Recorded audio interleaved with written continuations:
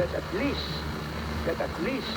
the shadow of Peter passing by might fall on some of them.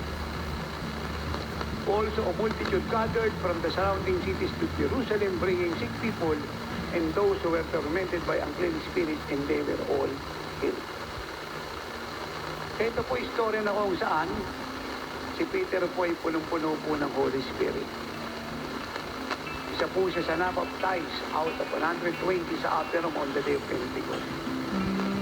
At ito po ay naulit pa, the same place sa upper room, sila po ay lumabas sa kulungan, and Peter and John reported everything to the brethren concerning the threat na sinabi sa kanila ng mga Pariseo. At ang sabi ng verse 23 ng Acts 4, with one voice, with one accord, they prayed. And you know the story, bigyan sila ng boldness, of power, to perform signs, wonders, and miracles. At sinagot po sila ng Panginoon.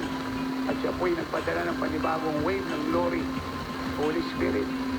At ang kanilang lugar na kinalagyan ay nalindol. At sila ay muling napuspos. At ang sabi ng verse 33 ng Acts 4, and with great power, the apostles gave witness to the resurrection of the Lord Jesus.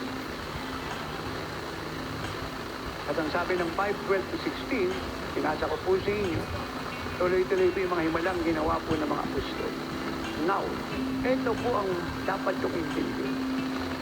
Nung malaman ng mga tao